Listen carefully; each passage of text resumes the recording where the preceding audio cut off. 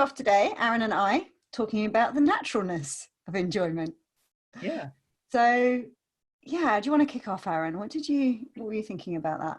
Well, I was thinking about our last conversation, and I realized that that's very true. It's like when you start to look in the direction of the potential for new experience because it's thought and because, there's the nature of mind behind it. It really does look like you're trying to get out of something bad, like as adults, we come out of that kind of freshness of living kind of in a flow of thought or moment to moment or whatever, and we get in the habits of thought that essentially bog us down, so when kids look at grown-ups, they don't look forward to getting there because all the fun's gone. It's like there's no freshness, there's no fun, they're too serious, they complain about everything, They've got responsibilities. Yeah, and they don't make it look like a good thing, and they struggle with things, and they're super reactive, and it's like, well, what's the upside, Yeah. So when you start to realize, well, it's all a mind. I'm carrying my mind around with me. It's the same mind I had when I was 3. So like, what's the difference? But you do, you look at, oh, I'm trying to not be anxious. I'm trying to not be angry. I'm trying to not be, and that's great, because then you discover, oh, that's optional. That's awesome. But there's such a freeing level to consider. What if you're not trying anything? What if you're just appreciating the fact that enjoyment is a natural feature of the effortless, neutral state of your mind, and it's kind of a given. It's not a given all the time, but it's a given. It's like living in England. Why people comment on the temperature is beyond me. It's like they've lived here before, so surely it's not a surprise. You can count on it. It's like, if it wasn't that way, it'd be surprising. Yeah. Yeah. And it really is. It was so cool to realize, oh, if these principles are right, then I can expect regular experiences of enjoyment independent of all other factors. So things I think that are not enjoyable I would definitely enjoy if I wasn't preoccupied and thinking about how much I didn't enjoy them. And just that, I mean, to me, just that idea helped me, because it's like, wow, not enjoying this is the exception, not the rule. There's nothing I need to do to enjoy this. So like Leela runs a program for people who are interested in relationships. And one of the things that they need to learn is, like, if you're not enjoying the dates you're going on, that's nothing to do with the other person. It's like you're just not finding a way to be at ease and let that natural energy of enjoyment be a part of the date. And when they learn that, it's really confusing to them, because they start enjoying dates and their first inclination is, oh, I like this person. Am I supposed to be with them? Yeah. I don't think so, but I'm enjoying it. And then they really have to learn, oh no, you're enjoying it because that's natural to human beings. Yeah. You can go to the next date as well and enjoy that. And you can miss a date and enjoy that. And you can go to parents' evening and enjoy that. People are worried about that though, aren't they? They're like, well, if I wouldn't want to enjoy every day I go on, because then I wouldn't know if they were actually evil, right? Yeah. Or if but some are not enjoyable because I turn up and they've got some massively right-wing politics, or they're a racist, and I can't possibly enjoy their company, right? Or no, this person is abusive, I don't enjoy being part of their marriage. Yeah, it's like we're scared that if it was as easy as simply enjoying our lives, we'd miss a trick. Yeah. We'd miss when there really is something to react to. We'd miss how to respond when something really does show up that needs our attention. Yeah. It's funny because it reminds me of the conversation we had about motivation. It's like seeing things that need to be dealt with from a feeling of ease and buoyancy. You know, so like my daughter's 17 and my son's 14. So they have their own like volatility and stuff. And what's really cute is like it suddenly dawned on me like, well, why am I getting in all het up and in a state? Because they're in a state. And it takes no effort for me not to. I just have to avoid the temptation of rubber stamping and justifying my reaction. If I don't do that, then I'm in this really nice place where things are kind of lighter and funnier. And so my daughter will come in and just do something. And in my lighter mind, sees it a certain way. And I'll mention it, but with a nicer, lighter feeling, and she'll lighten up and either cop to it or make fun of it, and it's magical actually. Yeah, that little magicalness of lightheartedness in a family scenario and a relationship actually just makes like the world. It really does. Of difference. Because Leela's like, when I'm like that, and I'm not always like that, but I know I'm naturally like that X amount of the time. Leela says, so that doesn't bother you? And I'm like, no, actually it doesn't. She's like, and she's going to take that from you. And I'm like, yeah, I guess so. Yeah, well, it's the alternative, isn't it? It's where you have, like, if we imagine having no understanding about how life works, and then my daughter comes home and she's like, this is going wrong and that's going wrong and this is going wrong and this person's horrible and this person's mean. And in a caught up state of mind, I'm like, oh, thanks for that. You've just ruined my afternoon. and then I'm trying to help, and she's like, getting more defensive. And then I'm getting annoyed because she's being rude now. Yeah. And she's not listening to anything I'm saying, and I'm trying to be helpful, and she's just ignoring me, and she's getting more wound up, and it never ends well. Yeah. And the difference between that and she comes home and she's and I catch my husband's eye over the room, and we both kind of like laugh behind our hands, right? Because it's like typical, so funny that the moans are happening in that way. And then in that space, she'll either get cross and stromp off, in which case we've avoided an argument, which is great, or you'll catch a little smile at the corner of her mouth, and we go, don't smile, you're having a bad day, and she'll catch on, and the whole mood is lighter. Yeah, totally. And it's the same coming home, slamming the door with a foul look on her face and in an equally bad mood and upset with the day and anxious and annoyed and stressed at the day, but a completely different response from it when you realize, when there's like the idea that, you can just enjoy your children. Yeah. You could just enjoy your partner or your date or what. Yeah.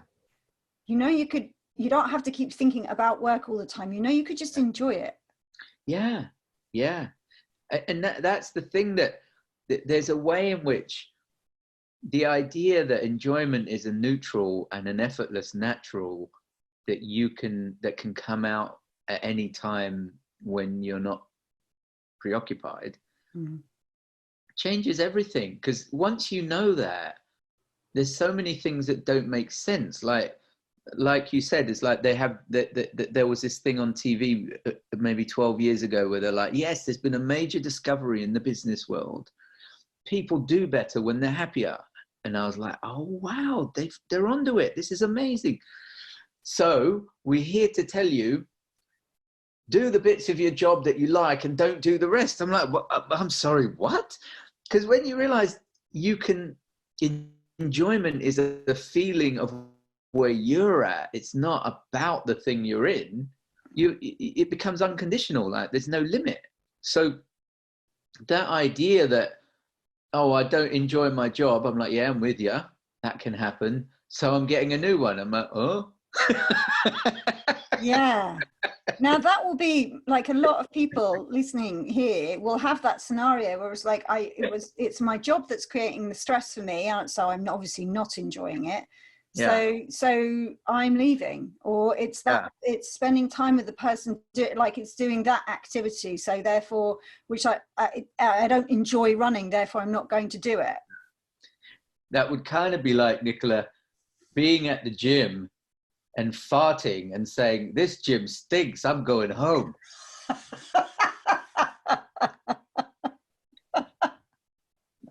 Brilliant. And then saying, oh man, my home stinks too, I gotta move. And my husband, woo. Oh, I know, he smells just as bad. And then, you know, a couple hours after lunch, you happen to be somewhere and you're not farting, you're like, this place makes me feel good, I like it. Yeah. Doesn't smell at all. Yeah, it's like that, the gift of catching wise to yourself. So like, you know, my daughter was talking to me yesterday about how she had a list of things she's been saving up for me about what isn't going well at school. And so she started listing them all off. And by the time she got to about the third one, I was talking to her about, you know, sometimes it's not that people are being mean and teachers are picking on you and you can't decide about which boy you like and that person's leaving you out of their friendship. Like sometimes it's, you know, from that state of mind, everything's going to look awful. Yeah. Everything's going to look awful. So, but isn't that cool to know that you don't have to change your friends, you don't have to change your boyfriend, you don't have to, you know, you don't have to go and act really differently at school. Yes. You don't have to go and speak to your tutor about the teacher that's picking on you. But actually, if you wait, my guess is when you go back to school, it's all going to look different. Now, because she's in that frame of mind, I'm like, do you see what I mean? Yeah, I see what you mean. I see what you mean. Anyway, I'm still going to tell you everything else on the list, right? So in that state of mind, it feels like the content of our thinking is so compelling. Yeah. And people say, like, how do I not do that? How do I not go down that path? And I just think that, you know, people who are like, I know I'm ruining my own enjoyment, right? I know I'm farting in my own house, right? Yeah. Like, I get that. I see that. So how do I stop? Yeah. And it's like, to me, and I don't know, you tell me what you think, but like, to me, it seems like we all get lost in thought. We all fart. We're human beings. There's no escaping that fact, right? Yeah. And so we all get caught up in thinking and seem like, and ruin our own enjoyment. Yeah. And then one of two things happens. One of three things happens. One, we don't realize at all. And then we're just caught up until we're not. Could never, like, how do I do it differently? You can't, you didn't see it. Yeah. You're stuck with it. It looked like that smell was coming from outside of you. Yeah. Like you had no choice. You acted the best way you could given what looked real to you in the moment. The next thing is we wake up to the fact of thought and we're like, hang on a minute. Perhaps everyone isn't picking on me. Perhaps it's me. And then we either, okay. And that's a huge relief. And we kind of let it lie. We ignore ourselves for a bit. Mm-hmm. Or the other option is we then start beating ourselves up. Yeah. Well, I know I need to stop thinking like this. I know that it's coming from me. Are you saying if I'm creating this experience, I'm not creating this experience, they're creating this experience. And if I was, I need to stop. And how do I do that? And then we just, then that's thought storm number 2. And we're just right back to the start again. Totally. So it seems to me like one of those 3 things happens. That's the way of it. I don't think there is another option. Yeah. I mean, no, I agree. And I'll have all 3 of those. Yeah. I mean, if you look at it, you can look at it. Like the way I look at it is, if you like you said, is exactly right. It's like we live with this amazing essence that we all are. Like we don't know just how beautiful our innate selves is, or essence, or we just don't know that. We don't appreciate it. I think it's shocking as you discover bit by bit by bit by bit just how I mean, you see it in young kids. You can't deny it, but we're not so open to seeing that we're the same. So but it's true. And we live it through thought, which means, like you say, we get all these different experiences. Now, there's only one of two things that happen, is either you're all right with that or you're not all right with that. Okay. Yeah. And if you're not all right with that, you might try and change it, but you're not gonna. And it's just the cause for, as you say, it's like, if it's not all right and okay, then it requires more thought and attention, and then you going in that direction. And if it's all right, then it's all right. Like, it's fine. It's like, what's not all right about it? Well, I don't enjoy it all the time. Oh, well, excuse me. Who told you that was going to happen? Like it was funny because Linda used to say, "Oh, did you sign up for the Perfect Experience program?" You know, Yeah. like, "Oh yeah, I got the Platinum Life package where I don't get moods." You know, like, no, I don't think so. I don't see that one. Yeah. And what's really interesting, what's really, really interesting is thought. If you really consider what thought means, it means things appear different to the way that they are. It's a perceptual, emotional, optical illusion, right? Which means the lines it looks like there's something wrong, but you're actually fine. Yeah. That's what it means. And if you're willing to consider that, then you're basically considering, when I'm not enjoying myself or I'm upset or distressed, I'm actually fine. And if I'm actually fine, then it's fine. And you kind of getting used to the idea, oh, okay, so this is okay then. All right, this is okay then. Yeah, it's like what you're saying, and that's so helpful, I think, for people who get caught up in anxious thinking is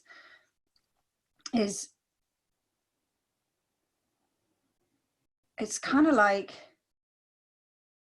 okay, so your default is fine, right? Like my face, this is fine. This is fine. And then sometimes there's a filter on top like this, right? But this doesn't affect my face. My face is still fine. It's just that there's like a weird filter on the front now. Now, if the aim of the game is ripping filters off your face, right? Like that'll keep you busy for a while, because they go on and off all day long, right? They go on and off all day long. And what you're pointing to is the fact that if you see that this is always fine, no matter whether the filter's on or off, then whether the filter is on or off matters less. And so the filter can come and go as it does, and it will, guaranteed. Yeah. But enjoyment is there, but for this anyway. Yeah. You know, people are like, yeah, but I want that. Yes. I don't want this. Yes. But that itself is doing that. Yeah. It's so counterintuitive, isn't it? It's like, as soon as we don't care whether the glasses are on or not, this experience kind of, it's like the glasses start to dissolve. Yeah. To my mind, and you're just left with what was always there anyway. But what you're pointing to is so mind-blowingly simple, but so hopeful. Like, if you're willing to consider that you're fine, even when it feels like you're not. I know. And that, to me, that's what the principles point to when you really look at it, is like, oh, I'm great. I just not feeling it right now because of this thought function. What's a thought function? It changes the feeling and appearance of things, but it doesn't do anything of substance. It doesn't change me, it doesn't hurt me, it doesn't damage me. It just, I feel worse and things look like crap. And then you start to think, ooh, like, it's not really great jeopardy when you think about it. And there's something, if you're willing to consider what that the principles are pointing to, that we're this amazing buoyancy of energy, but we experience that through thought, and thought is not always the best conductor, you know. it's so freeing. Like, I don't always see it. Like, I get wrapped up and panicked and reactive and as perturbed and up in arms about my own experience as anybody. But when I'm willing to consider I'm fine, it's not a thing, even though it feels like a thing, but it's not a thing, it's so freeing. Yeah, and I see that all the time, where when we have Freak Out Friday in our Facebook group, right? Mm-hmm. So today it's Friday, so there are people freaking out on the Facebook group, and they're like, I had 2 good days and then I had a really terrible one. Yeah. And I'm like, yeah. Like, what are you freaking out for? Me too, right? And then they'll say, oh, I was going to go out with some friends, but then I got really nervous about going and I cancelled it. Yeah, me too. It's like why is that a big deal? It's like, yeah, that happens sometimes. Yeah. And but for them, and I know you've used this expression before, where for them that's front page news. Yeah. It needs sorting out, it needs fixing, it needs changing. Yeah. And until that is done, enjoyment cannot be had. Yeah. So we set up rules, don't we? Like, unless this and this and this, then enjoyment cannot be had. Yeah. And I'm like, no, I cancelled an invite and I had a really worried day last week, but it's got nothing to do with my ability and capacity for enjoyment. Yeah. It takes up 3 seconds of mind space versus 3 days of mind space. Yeah. And judgment and self-flagellation and I should be doing this differently and isn't life awful? Yeah. There's something wrong here. It takes 3 minutes of my time, not 3 days. Yeah. Yeah. And it's not that I don't have those thoughts. Yeah. Life sucks. It shouldn't be like this. I wish it was different. I have those too. But for 3 minutes, not 3 days. Yeah. Because I'm not interested particularly. Yeah. No, it's very cool. It's very cool. It's very cool. And you can see that no matter what you're doing, it's either okay or it's not, meaning you understand it, that's natural and normal and it doesn't have to be a big deal, or you don't and you go into reaction about it. And what was mind-blowing to me is that that's true at whatever level you look at it, right? Like, I had a client this week that basically said, yeah, I'm not all right with it. I said, well, what do you mean you're not all right? I'm not all right with it. It's that easy. Like, so I could just be fine whether I'm anxious or not. And I could just go from living in intense, anxious, self-critical thoughts and feelings to just not. And I'm like, yeah. And he's like, well, I'm not all right with that. And I'm like, well, that's really neither here nor there, actually. Because whether you're all right with it or not, I'm saying it is that way. And it was really hard for him to kind of be okay with the way things are. Yeah.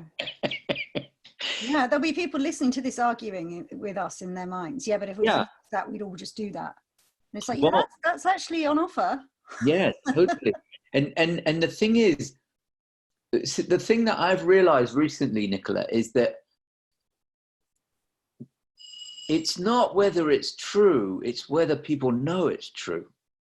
Right. So if something's true and you don't know it's true, or you're not all right with it being true, or you're not cool with it being true, then it's not going to be true for you. Right. And what I found really, really, really useful is, as ridiculous as these ideas were, I decided to consider it might be possible and discover for myself. Yeah. That's all you need, is that little crack of possibility. Mm-hmm. Mm-hmm. To go and see, does it actually work that way? Yeah. Even though I can give you a million arguments for why it doesn't. And to me, it just, and I'm sure I used to do this as well, but it just seems a little bit like, why would you argue for your limitations? Like, why do we do that, Aaron? When there's like, what we're talking about here is there's enjoyment to be had on a plate. Always, no matter if you've got the worst health diagnosis, if you've got a troublesome relationship, if your kids are acting up, you have financial troubles, whatever's going on in your life, there is a possibility for enjoyment Yeah. right here, right now, in this moment, with nothing else needing to change. Why are we so why are there people arguing with us in their heads right now? I don't know, but I know there are times where I argue with me in my head about it. So I'll get upset about something and be like, and this is not just a thought. I don't think this is going to be going away anytime soon. Yeah. And sometimes I'm like, hell yeah, that's right. And we not going to budge. And so Leela and I got into this dynamic where both of us felt hurt, resentful, and subject to a situation that wasn't fair. Both of us felt that way against the other person. Oh, right. And we just got at odds in a really big way. And both of us, because it wasn't fair, decided, oh, no, I'm not letting it go this time. That's not happening. And we got stuck in this awful dynamic where we hated each other for great reasons that the other person didn't appreciate at all, which made them even better reasons. Yeah. And I was like, yeah, I'm not letting it go. It's like, this is not fair. How come I'm always the one that gets over it and listens and all that? And it was so funny because we went for this walk and we're like, I don't like you. I don't like you. This is not working. And we were like, well, the only way I know of dealing with this is we have to listen to each other and see what we think. And I thought, oh God, this is complicated. Because basically what's going to happen is we either get over our thought and, recover our lightness and perspective and joy, or we don't, in which case this is as good as it gets. That's it. And so we were like, well, so we have to share with each other and listen. I'm like, well, unless you can think of another way of doing it, meaning like, are we just going to get over it then? And we're both like, no, that's the only way. That internal logic again. That state of mind. And it was so funny because we basically committed to listening to each other. And we both thought what the other person was saying was bogus anyway, but we committed to listening to each other. And there were several times when Leela was talking where she's like, you're not listening. And I was like, oh yeah, you're right. I'm correcting. Okay, fine. I'll just carry on listening. And what was interesting is because I was listening, it became less personal. Like I could understand her perspective as a perspective independent of me. And I wasn't sitting there thinking, well, that's not fair because what about me? And that's not fair because what about me? And oh God, so you're doing this to me, but you're preoccupied with how you're feeling. How messed up is that? And so I wasn't thinking all that. And I just it just lightened up a bit. And then she did the same and it lightened up a bit. And about an hour and a half after the conversation, both of us had gotten over our desire to just hold on to it until God knows when. And it was gone and done and dusted and everything was back to good. Yeah. Yeah. But that's the thing is like, but you sit here today and that's no big deal. That's just the way it works sometimes. Yeah.